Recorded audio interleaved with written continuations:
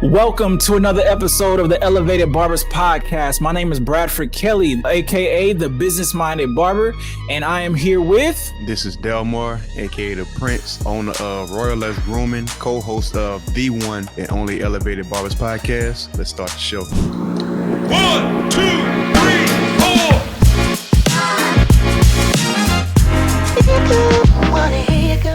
All right, we are here today and we have a very special guest that's going to give you some information on some of the 3 secrets that you need to know so that you can have success in the barbering industry. Now, we're not going to delay it too long, but before we bring him on stage, I want to talk to Delmar just for a sec because Delmar has been bald now for a few weeks. And it's been a month. It's been a full month? How are you enjoying the new weather? I'm embracing it. It's cold. It's a little chilly up top. I see why Bald Brothers got a lot of beanies and hats. I'm about to get my beanie game up, man. Yes, man. Well, now, as you were going in this industry, man, I know we opened up with a little jokes, but when you were growing up in this industry, man, did you wish that you had some secrets to success? Did you wish that you knew what to do before you got in this industry? Nah, man, I definitely did, man. Because if I had known some of the things that I know now, it probably bypassed a lot of the things I had to go through. But I feel like I went through some of the things that I went through to pass it on to the next generation or the ones coming up behind me.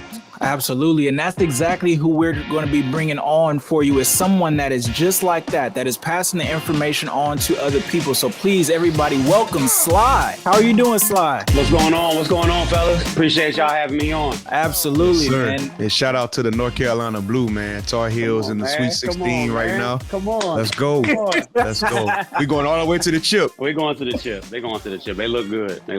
Yes, sir. Yes, sir. Yes, You guys definitely have some legends in that color scheme too. There's some legends in that color scheme. Oh yeah.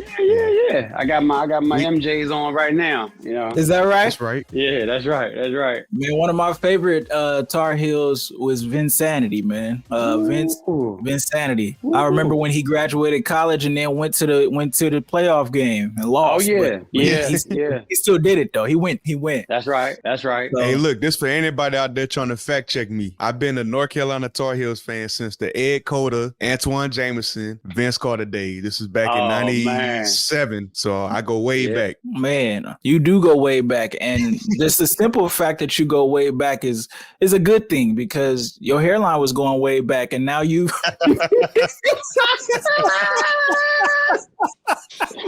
Man, shots early. Yeah, he's shooting early, man. Oh, but that's man. all right. His hairline went back first. Yeah, Right. The beach closed down very early for me, man. Oh, Very man. 23? Man, I 23 think I was 23 when I first had my first healthy pushback, and then in that pushback, the person burned my pushback. Wow. Yeah, it was a significant pushback. And in that scenario, that person also burnt my follicles off because he was lining so long, so he just burnt my follicles off, so they never regrew, man. So my follicles just gave up. They gave up, man. Oh man, SLY got a healthy hairline. I'm hanging on. I'm hanging on the hairline. The sunroof is light, but I'm trying to get. He got that Tesla top. Man, I got that Bootsy. I'm trying to run this. I can't take this fade up no more, man.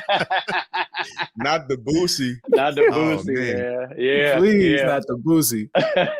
SLY, let's get into your story a little bit, man. You are in Raleigh, Durham. Now, were you born and raised in that area, or did you migrate to that area from somewhere else? I migrated here. I'm from Washington, D.C. originally. Nice. And my story is a little backwards. So I was one of those, my barber instructor in school used to call us like garage or backdoor barbers. Like you kind of I picked up clippers when I was like 14 or 15, just in curiosity. And I was like, I want to cut your hair. And messing up cuts. But I used to tell me and my guy, my best friend back then started. And then I just happened to stick with it. And he kind of like, this ain't for me. But like, I kept going. And like over time, you kind of get, you kind of started to figure out, and be like, oh, okay, next time, don't take this first line so high. Don't take this taper so high. Or don't, you know what I mean? And then you start to get the feel of it. And I just kind of stayed with it, for a long time. It wasn't in my mind to be a barber. I went on and did other things. things. I played basketball in college. Played at a D2 school in North Carolina. I got a chance to go on and play in England for a couple years. Oh, nice. You got a chance to go to. So just so y'all know, every now and then, Sly might pop off the screen and we're going to keep this show going. And he's going to come back on because he has Boost Mobile as his carrier. Yeah, it's doing it, man. This is crazy. I don't know what it is. Yeah, it seems like it's holding on. But, it's all good. We'll just keep it flowing, man. That's right. But so at that time, I thought basketball was my future. I thought I was going to go all the way. And then but he didn't go all the way. And that's what you guys got to be okay with. Is not being able to go all the way, man. Oh, man, this is crazy. I don't know. I ain't sure what else to do. But so I took it as far as I can go. And then I decided I actually was a firefighter for 8 years after that. So I was a firefighter. Wow. Yeah, I was a firefighter here in Raleigh. And a great career. I learned a lot through that profession. A lot of accountability, discipline, showing up on time, being accountable, different things like that. And then but you can imagine all this time, all through basketball, all through the firefighter, I still was cutting hair. Like people say, "Oh, you can cut?" And I was backyard cutting, just cutting people, cleaning people up. And then somebody said, "Man, you're pretty good at this. Why don't you, get your license and do this all the time?" And I said, that's a good idea. So then I went to barber school part-time. And took me about 2 years to finish. But I got it done. I got my license. And then I was doing back and forth for a while. I was doing firefighting and barbering. And then when I saw how much money I could make cutting hair, that was it for me. And I decided to be a barber full time. Man, so you stopped being a firefighter to become a barber full time. Yeah. And it's funny because you got people in your life. Half the people in my life said, "No, Sly, don't do that, man. This is a career job. It's steady. You got to check every 2 weeks. It's blah blah blah. Job security." And then I had other people saying, "Sly, you good at what you do, man. Follow your dream. Like you good at it. You can talk to people. You got, you know what I mean. It's not always about the haircut. Like, and so when you have that split like that, you take what's in your heart, man. And my heart was to say, I'm a barber. Yeah. And that's a key thing to be able to understand the difference between safety and like security, like the concept of safety and security with a 9-to-5 job or a typical job versus being able to take control of your future and live the life that you say you want with no strings attached, and you just kind of go out there. Being a business owner is a lot different than the safety that you have, but your growth is so much higher. Your potential is so much higher when you go out on your own and do things for yourself. What was the thing that made you say, you know what, I'm going to go be a barber? Because like you said, you had 50% saying this, other 50% saying that. Your heart was in the barbering space, but what really made you feel okay with doing it? The main thing was the freedom that I had being a barber. The fire department is like I said, it's a great career. I recommend being a barber to anyone that is looking for structure in their life, trying to figure out which way to go, especially young men. It's great for that. If military maybe might not be an option for you or something like that, I think it's a great alternative.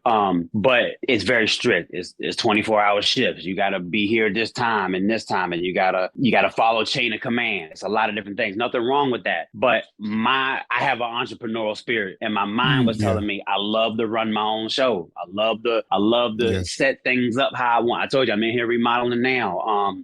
I want to call the shots. I want to, I like to work as much or as little as I want. Like it might be days, might be going on a trip in a month. I'm going to grind it out. I'm going to be in here knocking them down. And then it might be a week where it's like, look, I had a long week. I'm a little tired. Maybe I'm going to pull out of here early today. But I have that freedom to do so. You know what I mean?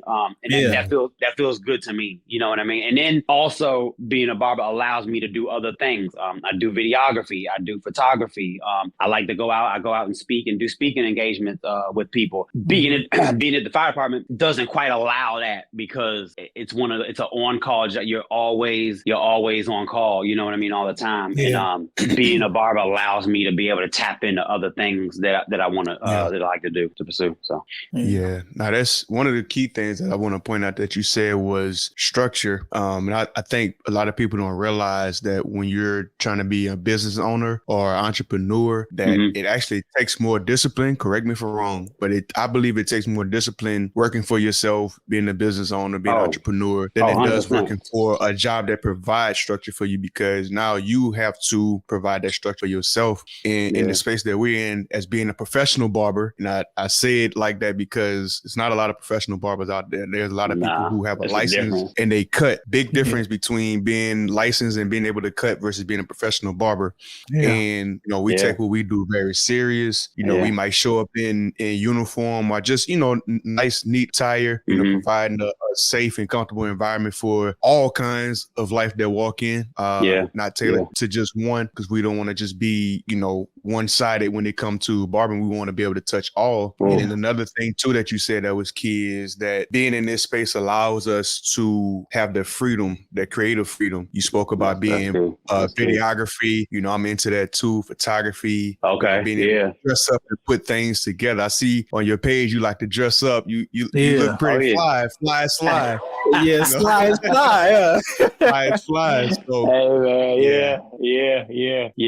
just want to point those things out. That's key. Yeah, you hit the nail on the head with that. And I tell people it's okay to have a job where you show up, it's already provided for you 9 to 5. You go in, you work your job, you go home, you get your check, you're good. You know what I mean? And that's good. I did it for many years. Like there's nothing wrong with that. It's safe, it's secure. If you got a family, I get it. But then also, like you said, there's another side of that coin. And in the two part of that, some people are just barbers. They have a license, they show up, they cut hair, right? And that's it. But then you also have, in my opinion, like you said, professionals. You're running a business. Like I run all this insurance, taxes, you know, if you got employees under you, advertisement, marketing, you know, everything like marketing. Yeah. So I think that takes on a different thing, and you have to have that mindset in order to be able to take that. And I knew I had that type of mindset instead of just showing up and going to work every day, 9 to 5. Yeah. Now you gave us a little insight before we started recording that there are 3 specific things that you have learned through your time being a barber that has helped and led to success for you. And you always speak to your students. I believe you go to different barber colleges and you speak, like you said, you're a motivational speaker, you're an educational speaker. So can you start to give us a little bit of insight on these 3 things, and then we'll dive into each one of them as we go. But yeah, what's the 3 things? Absolutely. So I like to start off with saying, you know, being a barber is a great career because, like we said, I feel like it's an umbrella, right? You got barber right here, but then with under barber, man, the sky's the limit. As many things as you can do down here. It can be as wide as you want. But I tell people, and we're in this day and age with social media, and social media is a great tool. But I tell people, being a barber, in my opinion, the haircut is not even the first thing or the best thing you need to be good at, in my opinion. And then when I'm going to go through, that's actually the last thing. So for me, the first thing is you need to be available and reliable. I can be the best barber in the world. I can have all the trophies from all the competitions that say best barber 99, best barber 2000, best barber 2012. I can be the best barber. But if you can never get in my chair to get a haircut or a service from me, if I'm always gone, I'm never here, I'm always booked, you can't ever get in my chair, what good am I to you? Right? I'm the best barber in the world, but if you can't ever get in my chair, then I'm no good to the client, you know what I mean? So you gotta be available and reliable. Whatever that means, whether that means you work on weekends or, you know, come in early, stay late, you have to be there in order for me to be the best barber to you, right? And that's number one. Let's dive into that. Delmar, me and you, we gotta attack him on this. We gotta attack him. We gotta because, and the reason why is because when we have guests on the show that have depth, it's our job to pull it out, right? It's our job to allow you to really get your mind out and allow you to help people that are watching you. So let me ask a question, and then Delmar, he'll be able to ask his question. But when you talk about availability and reliability and how this is the first thing that a barber needs to understand is going to cause you to be successful. My question is, what do you say to the person that is getting in this industry and they're looking at social media, they're looking at all of these different things where people are talking about be your own boss, all of this stuff, and they're like limiting their schedule so that, you know, they look booked or they appear to be booked. What do you say to that? Do you feel like that's hurting them? That's a way to cause, because, you know, supply and demand, right? People feel oh, well, if you have too much supply, then your demand is going to be low. So you got to lower your supply so that your demand can be high. And it's like, well, is that the right way? How do you look at that when you look at the umbrella of availability and reliability? And you said you have to be this for the clients. Like if you're trying to be successful, then you have to be the best barber to the clients, not to the barbers, right? So if you don't mind, elaborate on that aspect of it. Yeah, that's a good point. And like you said, the supply and demand is real, but within what reason, right? Because you can fake it till you make it all day long, right? Like if I can shorten my books and say, yeah, I ain't got nobody, but if I know, man, I only did 2 haircuts today, I hadn't made any money. Like what does it matter to me? You know what I mean? I'd rather get I have a thing too that I say, all my clients are friends. And I like to say that. I don't say to clients or customers. In a lot of my videos, I'd be like, oh, this is my homie. This is my people. Yeah. This is family right here. This is a real good friend of mine. These are people, my clients are people that have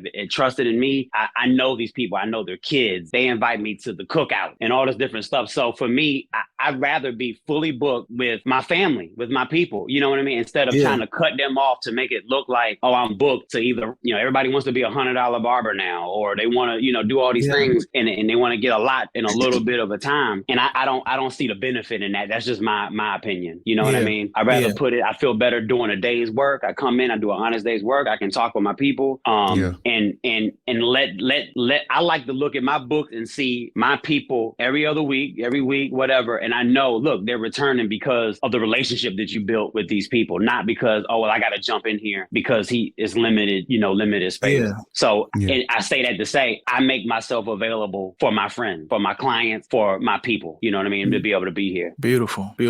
Yeah. I like that.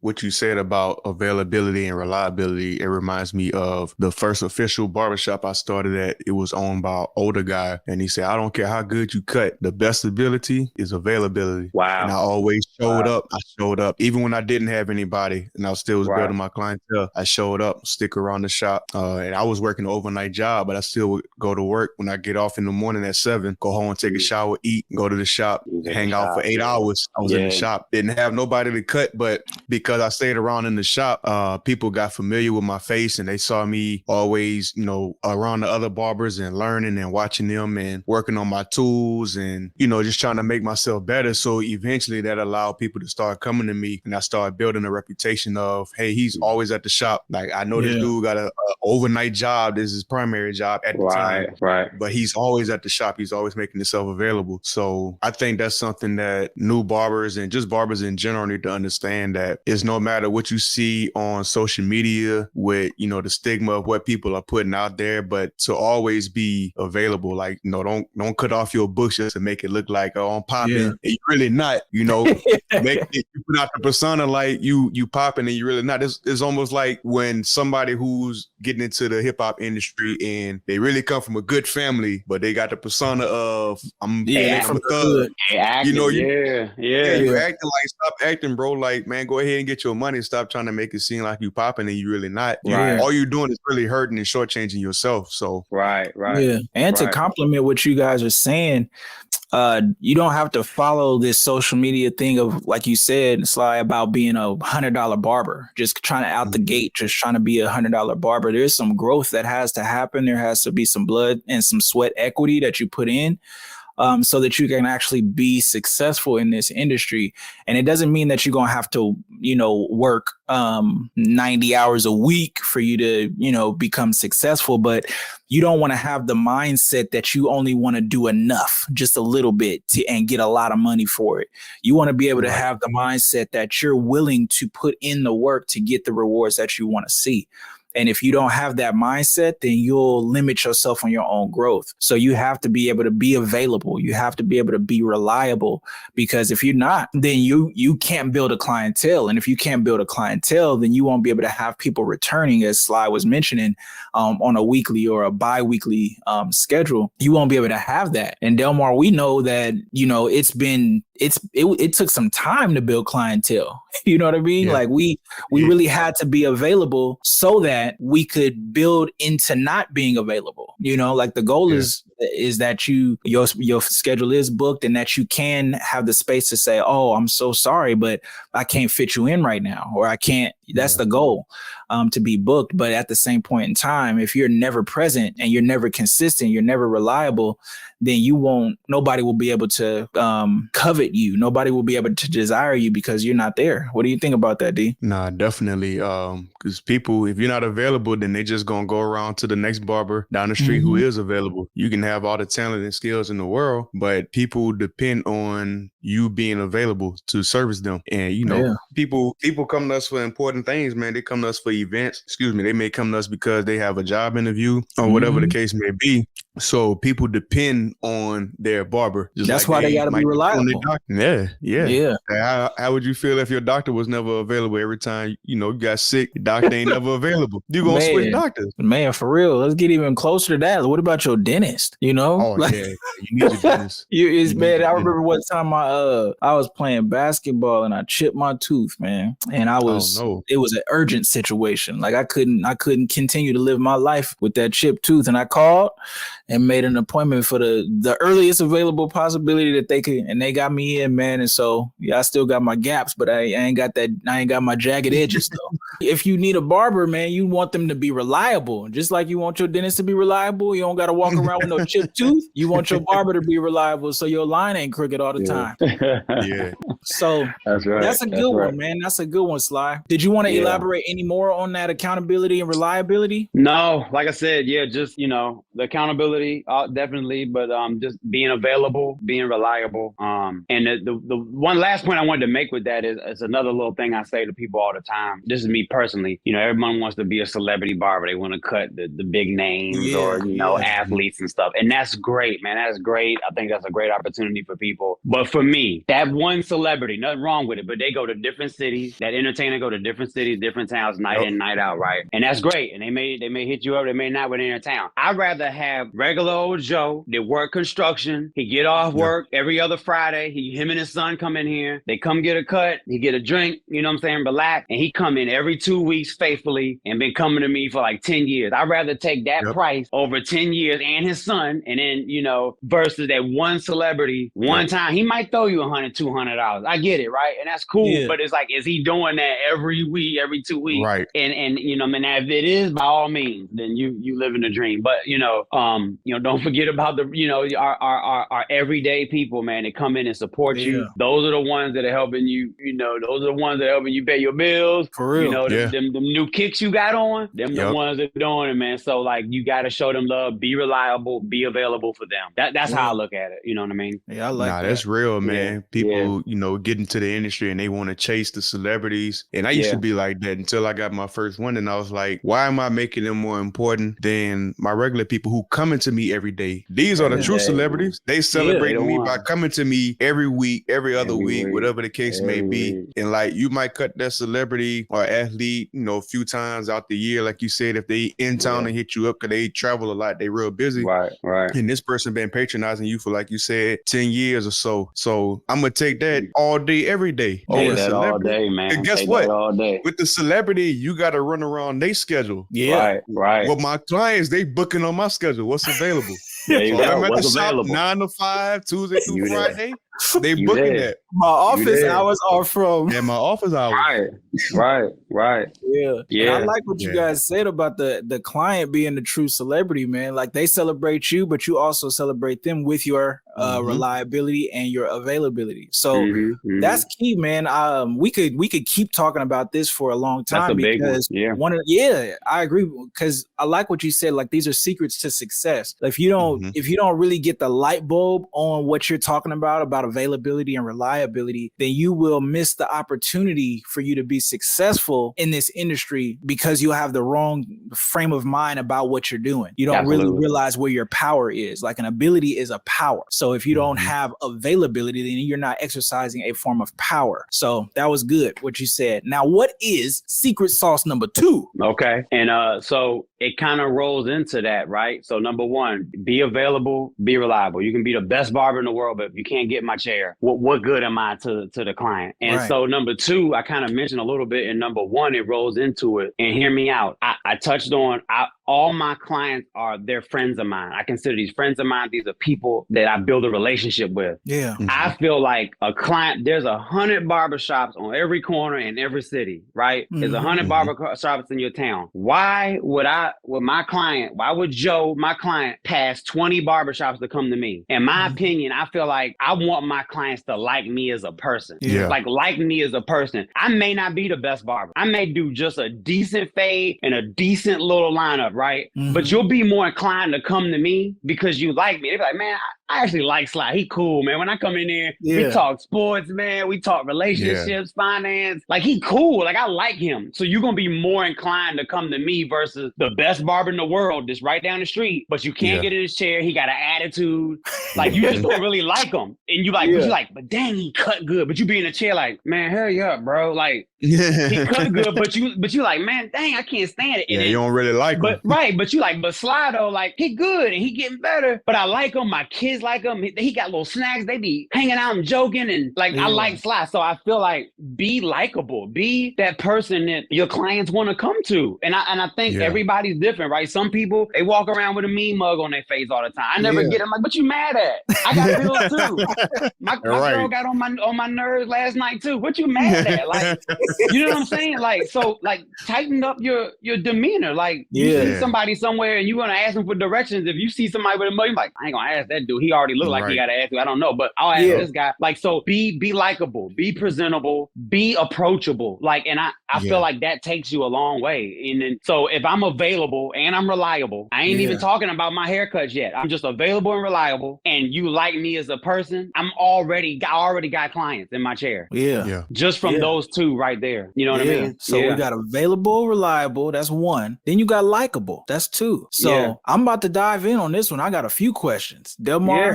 you follow up, brother, because this one, both me and you, we have that thing. We have that quality where people are able to like us. But this is a big but. Pause. But you get it. So pause. Right. You get what I'm about to say. So I was with you.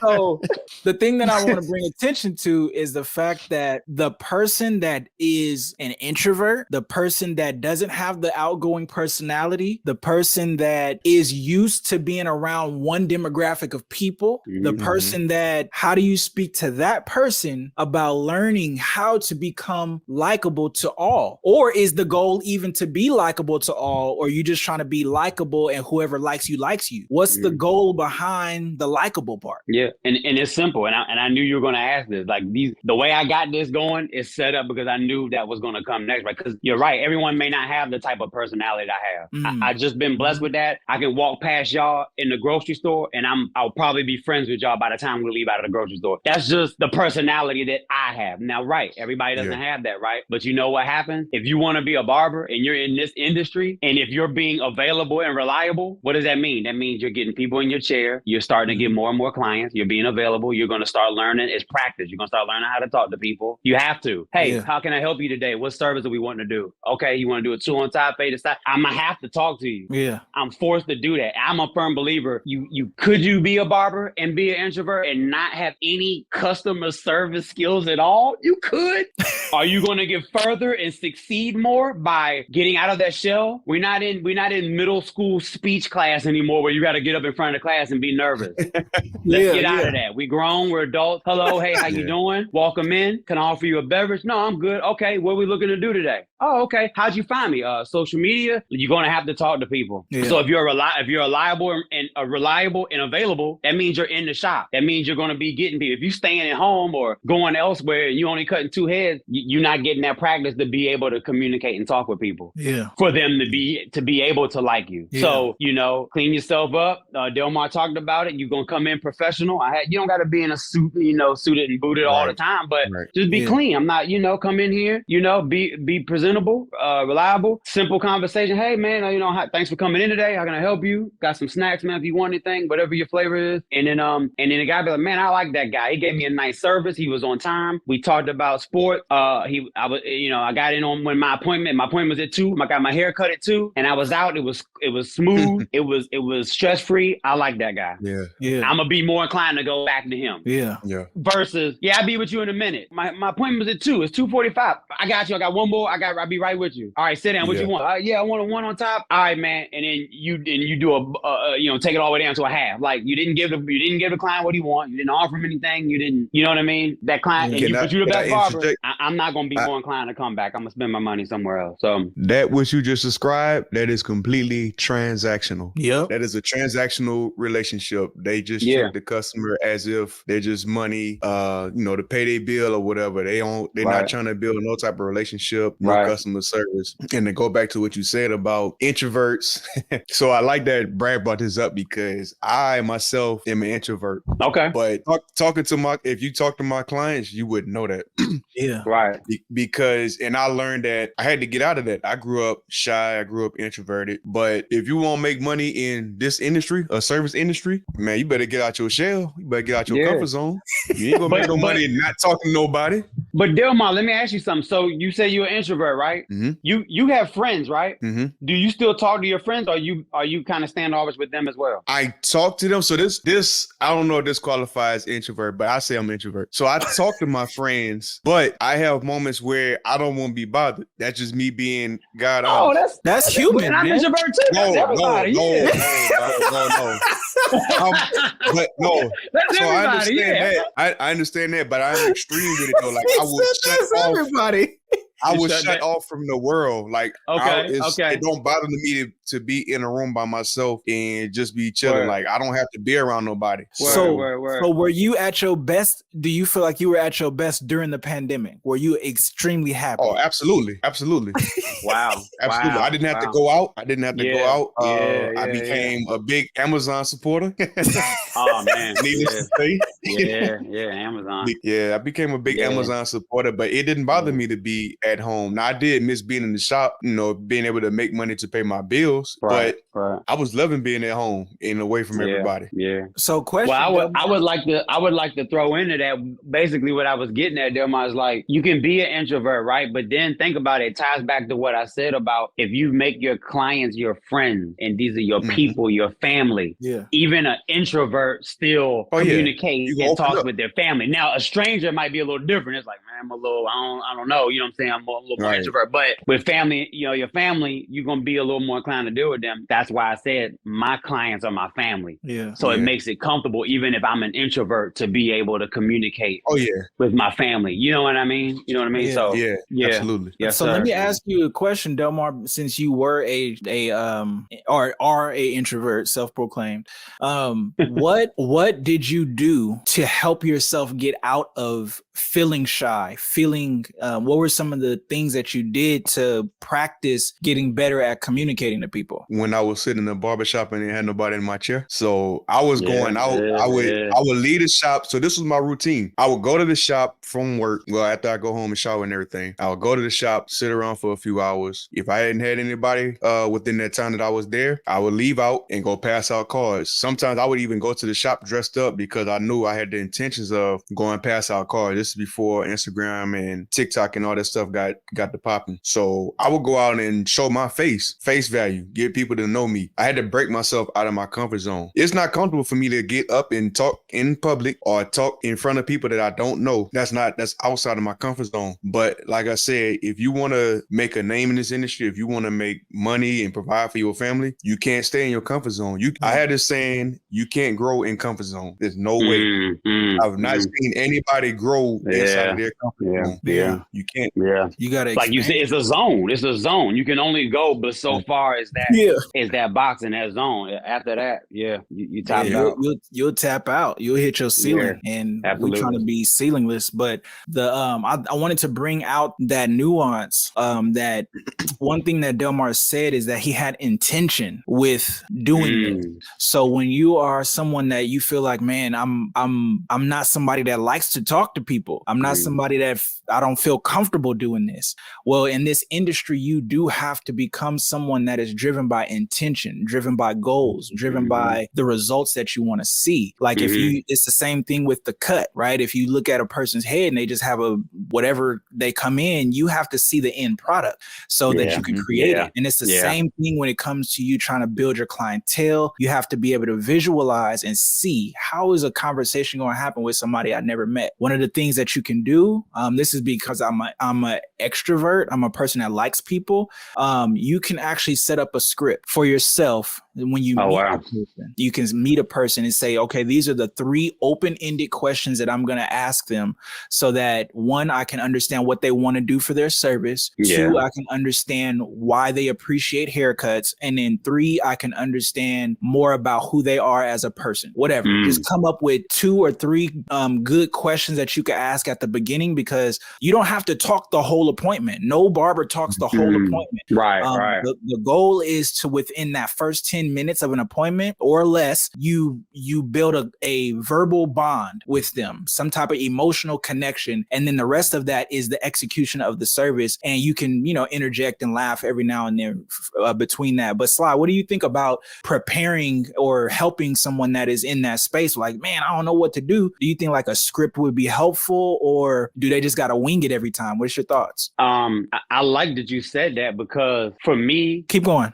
For me, coming up, and when I started back then, I didn't have that script that you're saying, which I think is fire. But now thinking about it, I'm going over, if someone was to come in and sit down in my chair right now, I literally say the same thing in the first 5 minutes every time. It's every time. It's, hey, what's going on, man? Oh, man, how's your day? Oh, man, it's going good. Just got off work. Yeah. Word, okay. What you want to do today? 2 on top, table the sides in the back, line me up, and just clean up under the bed. Word, okay, boom. What you got going on this weekend? Man, nothing much. We're going down to Dubai, going out of town. Okay, all right, cool. See the game last night? And then like all that happens, but while I'm still putting the cape on and combing the hair and looking at him, visualizing the cut. And then after that, he might be like this. You know what I'm saying? You know what I mean? So, and that's it. And I'm like, all right, I'm gonna watch. I'm doing what I'm doing. Class up here, and I'm doing what I do. So, but that sets the tone. You know what I mean? It's the same thing you've covered. But if it's a regular, if not, same thing. Hey, how can I help you today? What service are you looking for? What's important on you? Like top, is it thinning areas, whatever. Yeah. And then to me, that whole, well, how's everything? How's the family? What are you looking to do this weekend? That builds the relationship part. You know what I mean? Mm-hmm. And so that's important. So if someone is an introvert and would need like a script like that to kind of help mold them and follow them, and it may seem elementary, but if they got to do that, okay, ask these 3 questions. Okay.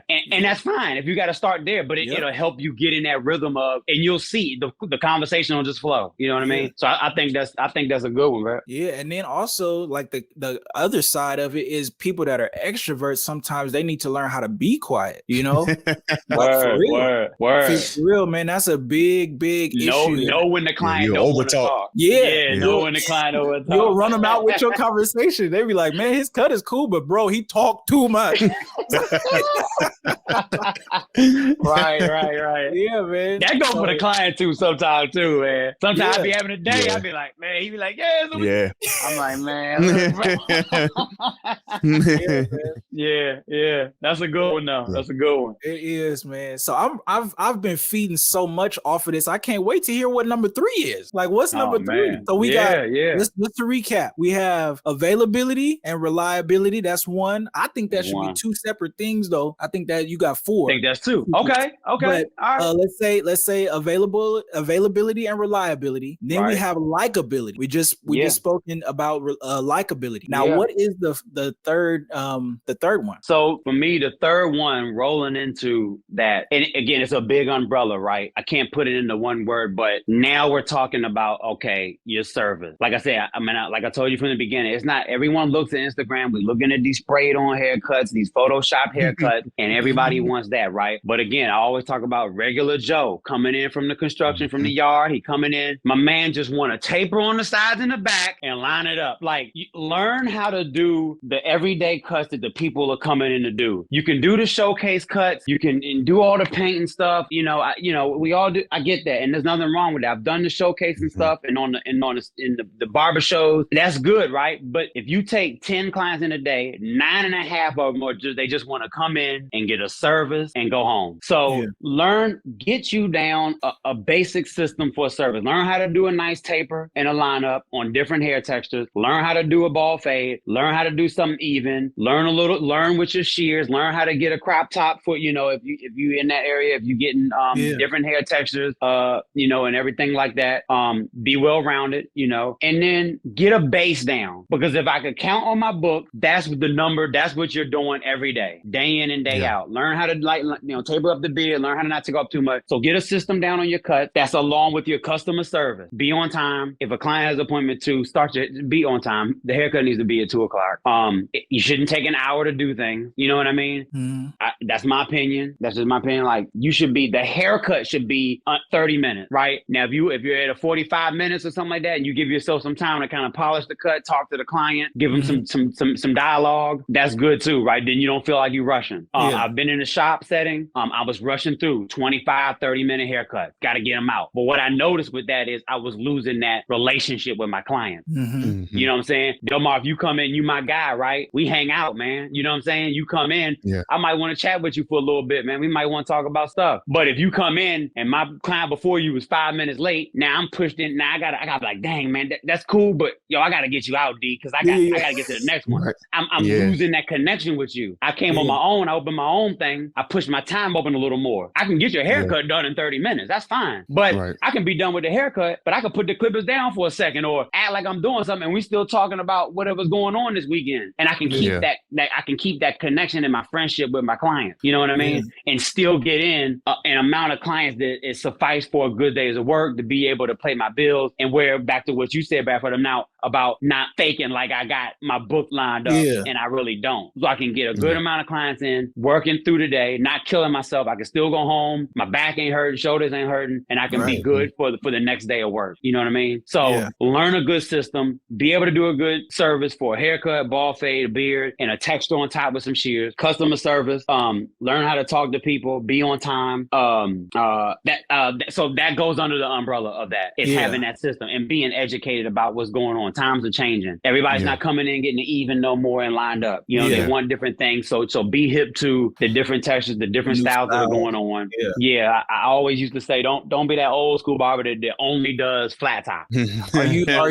Are you skilled at doing the Edgar? That Edgar is tough. Now I've only done like 2. I don't have a lot of clientele that get that. So I'm lucky. But I don't. But when the ones do come in, I try to make sure that I'm trying to stay hip to at least be able to do that, because you don't know what'll come through the door. You know what I mean? Yeah, that's true. I haven't had to do not one, and I'm thankful. Me neither. It's tough, man. It's tough. It's so There's compressed. certain styles I just don't want to do, man. Right. There's certain styles I just don't want to do, man. I agree with being versatile. I agree with that. I agree with having some depth to your skill set. I agree with that. Right. But I'm not doing a little boosie fade. That I'm in Louisiana, so that Southside side fade where it's literally just enough for a part? Like that's all the hair? This is the airplane ramp. Yeah, right. You about to slow.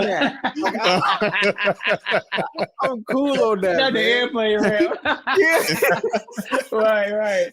That's one. Yeah. I had one. You know what's client- crazy though, Brad? I'm in What? Louisiana and I haven't had to do a lot of those. Because I've probably done like 4 in my lifetime. Yeah. Oh, wow. I'm thankful for you too, man. You know, I'm Yeah. glad that you didn't have to do that. Cause it's a beat up haircut, in my opinion. Now the blend could be good. It's a good blend, but it's just like, come on now. What are we doing? Yeah. So, Yeah, anyways, yeah, the yeah, Edgar, yeah. I'm not No a fan of it personally. No go. cool No with that. go. I think I would give it a shot if it came through. I would give it a shot, but if That's it what I didn't mean. work Yeah, I out- got it like 2. Yeah, I tried it. You know, if not, I'm good enough to say, hey, I could recommend you to somebody. Yeah. They can get you that look. You can't They be can the get you that barber for look. everybody. No. I'm at That's that man. point in my career. I will gladly recommend you to somebody else. And that's it. Right. That's Yeah. it. Now I'm all for not leaving no money out there, but at the same time, nah. Yeah, you gotta Nah, know nah, your nah. limitations. That's right. Yeah. That's right. Yes, sir. That's Yeah. so funny. Yeah. Okay, so I like that. Now that last one was loaded. It's loaded. It's loaded. That It's was loaded. loaded. Yeah. Would you be comfortable with calling that last one professionalism? I like that. Yeah. Professionalism. That's a good word to put it on. Because it encompasses Yeah. a lot of what you said about being punctual, about understanding your craft, about having customer service and learning how to service the customer. Because a lot of people think customer service is just being nice to people when that's not customer service at all. You can be a doormat and not be and that's not customer service. So understanding how to truly have customer service. And then one of the other number, things- I'm gonna what- pause you right there. The number one complaint that I get when I get new clients, whenever I get a new client, the number one thing I get is that the last barber I went to, man, he didn't do what I was asking him for to do. That's like, and in my mind, I'm like, well, what was were they not listening? Or, you know what I'm saying? Yeah, Like, that's a condition. You know what I mean? That's a condition a lot of barbers suffer with. I think it's called selective hearing. Like selective hearing. Like they just don't listen to the client. Yeah. And I'm like, and then I'll do the cut that they asked for, and they'll be like, yeah, that's it. That's exactly what I want. And I'm like, that was easy. All I did was a mid ball fade. Like, I don't know where the disconnect is sometimes for a lot of barbers out here. So that to me, that's something so simple. But I think, like you said, so a lot of people have issues with listening. Just listen. Know what it is. Listen. It's some people be too egotistical, and instead of listening to what the client want, they like, man, I'm fired, so I'm on Instagram. I'm about to do me. Yeah, right. And then you do you and end up losing the client because you didn't do what they wanted you to do. You did They what got you a wanted. Canon camera, they got an iPhone, ring lights, all this stuff on. Yeah. Doing it, and they doing a low drop fade, and the client asked for a mid ball fade. You know what I mean? It's like, it's crazy, man. It's crazy. And then they taking photos like, man, I did this, huh? Yeah.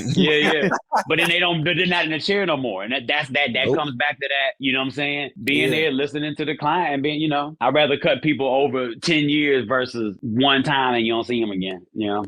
And that goes to the root of like today's topic is about being a successful barber. Like, how do you be a successful barber? It really comes down to what do you define as success? Because what we're talking about, like today's subject is about being a successful barber behind the chair, like someone that is committed to the life of being a barber. There's so many barbers right now, SLY. I'm sure you see this online and whatever, but so many barbers aren't really committed to the life of being a barber. They are committed to the lights of being a barber, right? Like they want to be a part of the hype of being a barber, but they don't really likes want the life of it. Yeah, the likes of being a barber. It's not, I really want to be a barber. It's like, oh, barbering is my stepping stool to where I get a chance to do such and such, or barbering is a stepping stool for something else. But what we're talking about is people that really want to be a barber. You really want to own a business, not a barber shop. You want to own your life. You want to own where you're going in life. You want to own that, and you're using barbering to do that. That's what we're talking about when we're talking about being a successful barber. Is do you really want to be successful at being behind the chair? Not to get stuck behind the chair, not to get tethered to the chair and you can't do nothing outside of the chair, but being so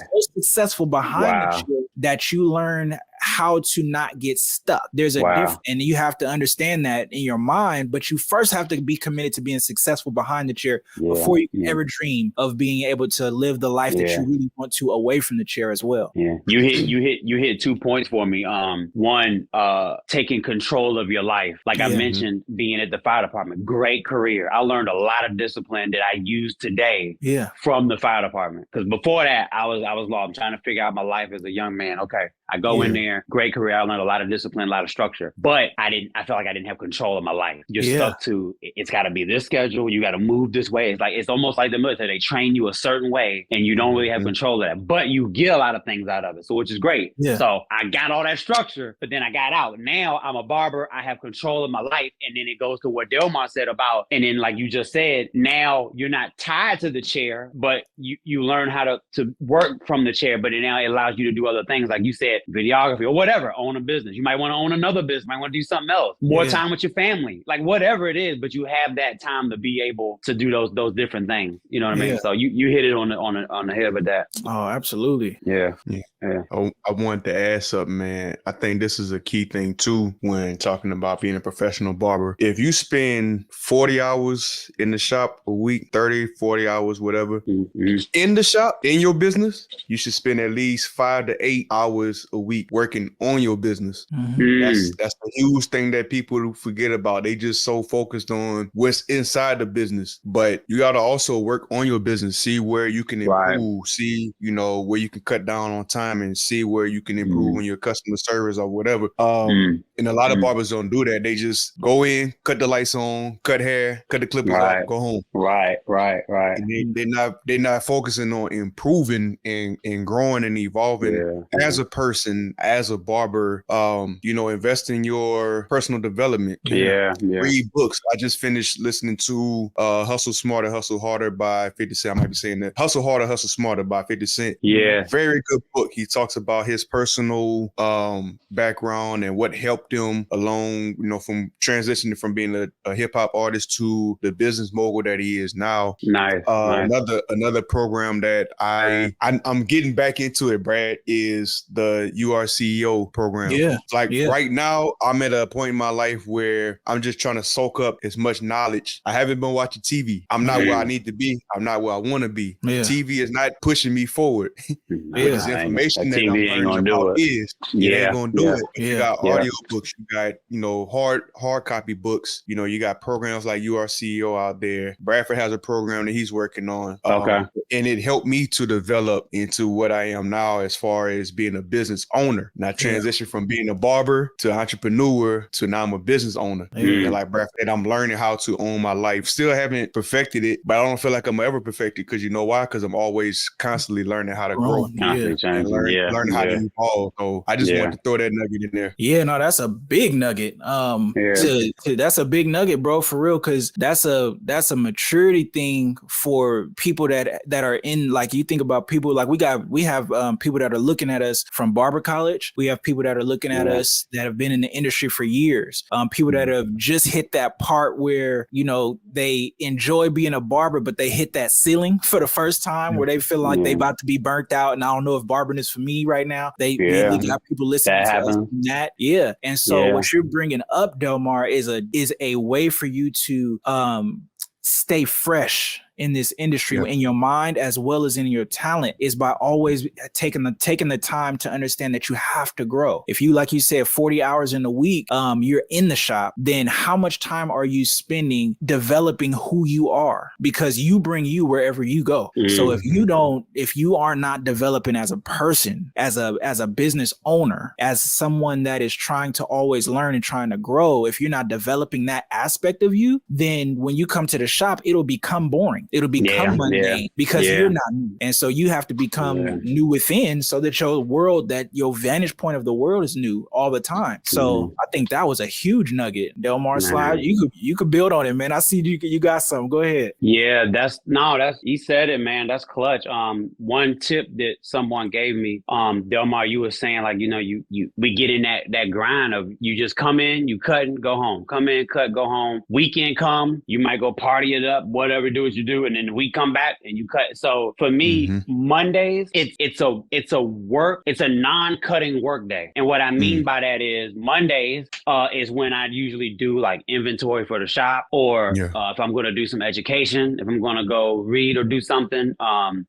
It's a business day without coming in and cutting. And I feel like doing that gives me that break from cutting hair, but also allows me to, like you said, strategize. What's my next move? If let's say I want to move into a bigger space, it gives me some time to have a business day to go out, go see some properties, have meeting with some of my other colleagues as far as business, doing different things. It gives you that day to be able to do that, but you can put the clippers down, rest a second. You know what I mean? Other than just, because like you said, if you just come in, cut, you booked out all day, every day. Weekend come, you sleep it through, party through, whatever. And then you just back to it. You had no time to get any kind of education, some thoughts on your business, grow from just being from behind a chair. If that's your aspirations of wanting to go into entrepreneurship or ownership, there's no way to get there if you don't give yourself any time to be able to just kind of iron out and map out some things or have a strategy. So I think that was a bit, like you said, that's a big nugget, man. Like you said, to have that time. And that's what I felt like for me. I'm getting older, like time is more important than just going all the time. You know what I mean?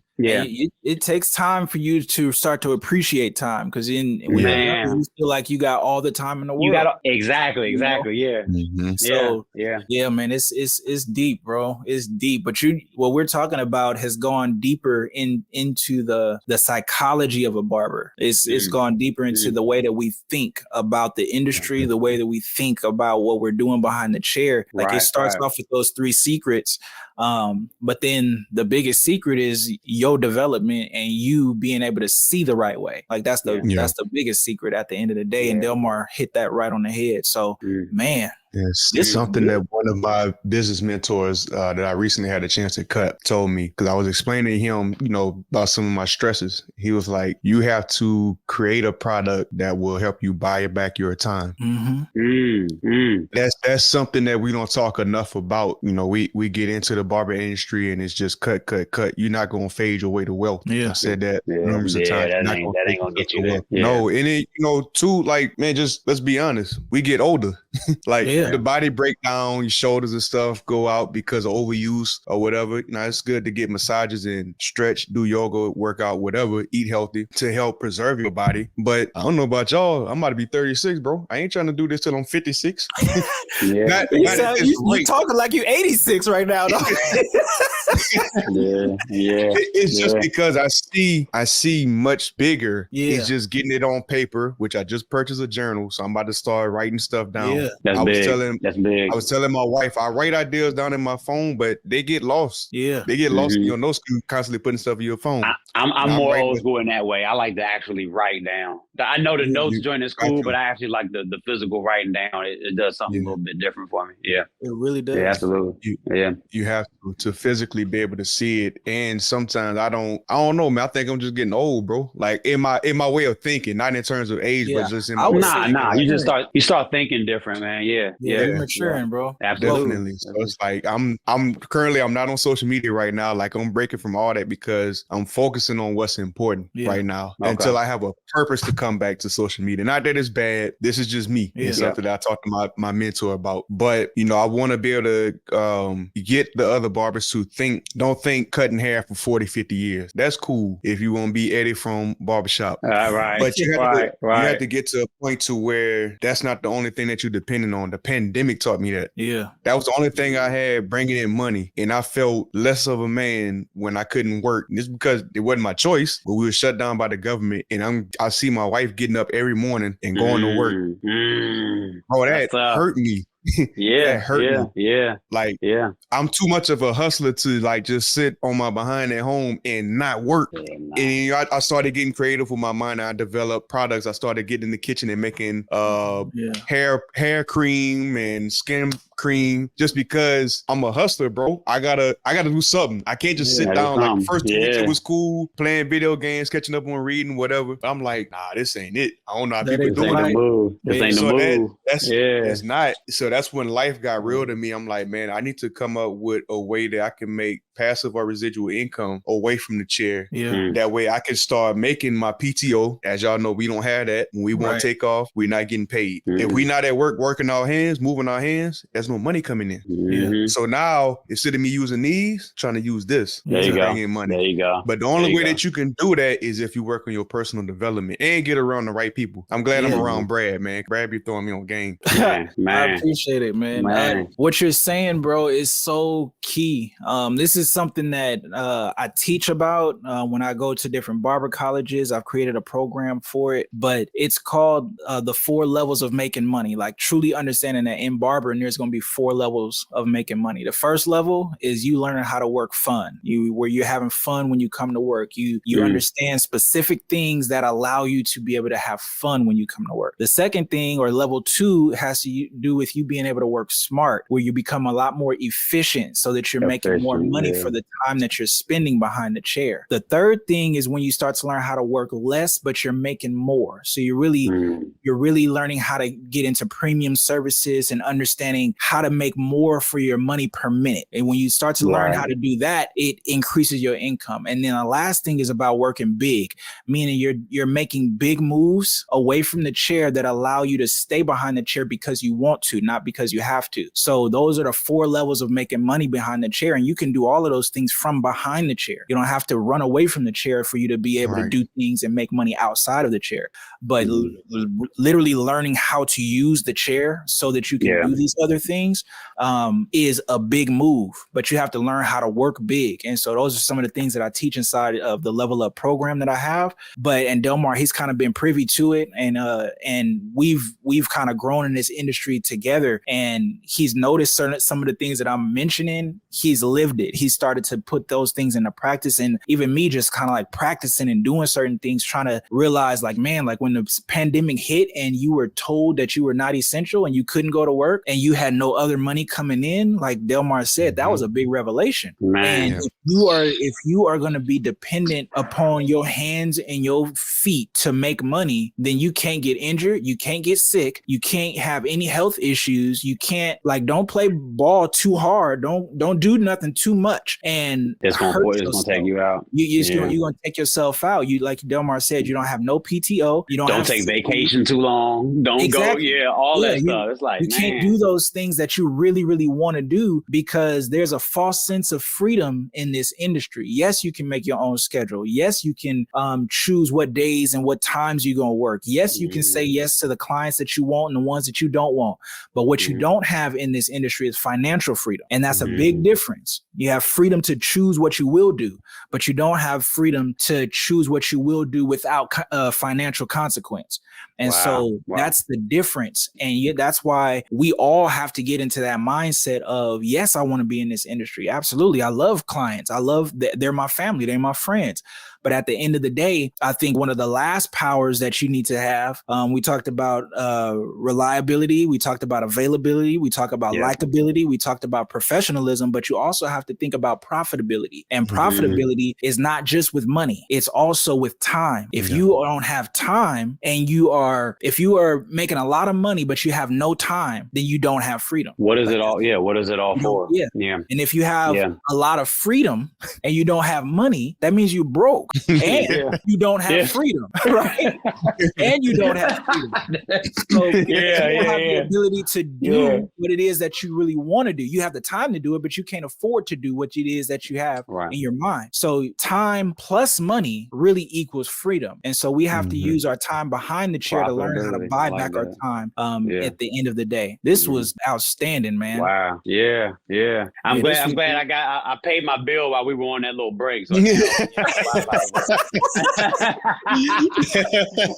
I left that part out, man. They was looking for him, but yeah, we good there.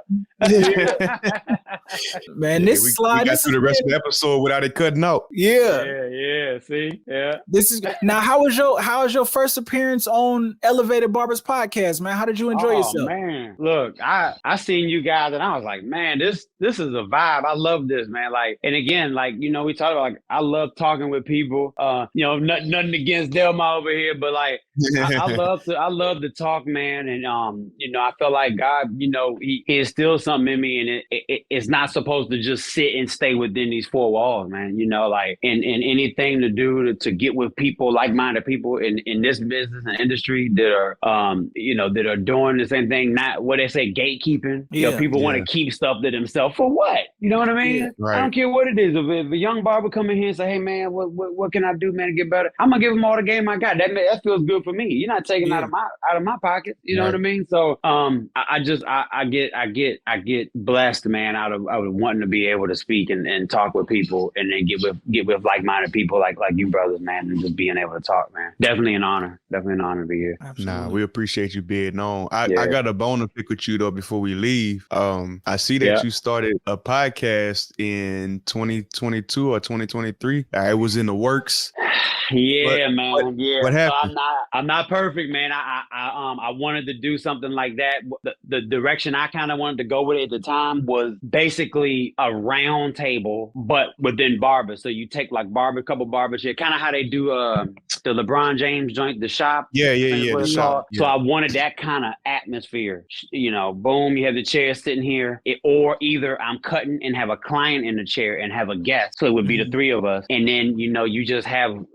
You tackle anything. It can be, like you said, it can be, you know, things in the business, you know, knowledge. And then I typically tried to have the guest on the show, someone within the community that has small business or business where we can promote them as well. Yeah. So, you know, and do something like that, but we can do it all within a round table, talking about the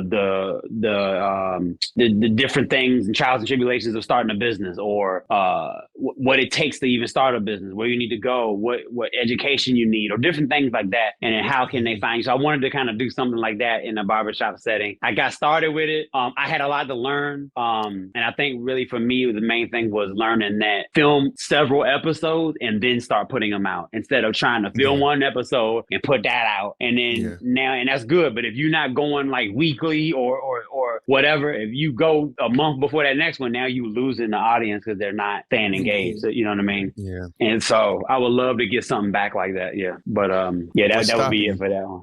Nothing right now. When I was starting that, I was at a barbershop. It was an upscale shop. We definitely had the vibe, the look, with the couch and everything. We had the drinks and everything.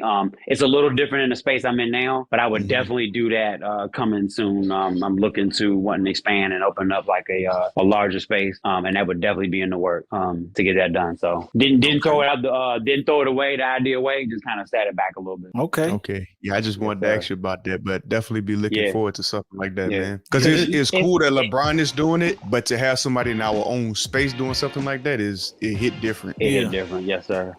Yeah. Now you done said it on Elevated Barbers Podcast, so we gonna have to hold you to that. Look, I like accountability, man. I like hold me accountable, you know. Yeah, yes, sir. Well, this has been an outstanding episode. I hope that you all that tapped in and stayed to this point, man. I hope that you are already liking and subscribing and turning your notifications on, because we putting out some real fire episodes. So we can't thank SLY enough, man. We can't thank you enough for giving us some of your time and sharing so many gems with us today, man. Giving us the 3 secrets to being a successful barber. And I think we even added a couple more to it, but it was so good today, Delmar. I mean, I think you could say the same. Like, this was just a rich episode. Definitely appreciate you for your patience too, man. I know we had technical difficulties in the beginning, but we glad you went and paid your bill. Technical difficulties later. So, but now we definitely. As soon as you make the payment, it's a smiley face. It say thank you, but before that, it was upside down. Yeah, so we good. All right, man. well, We appreciate you sir. taking time out your day to come on our podcast and our platform, man, and just sir. being a positive light in the community, man. We appreciate you. Yes, sir. Yeah. So until next time, man, we will see y'all and have a good night, good morning, good evening, whatever it is for you. But peace. Peace. 1, 2,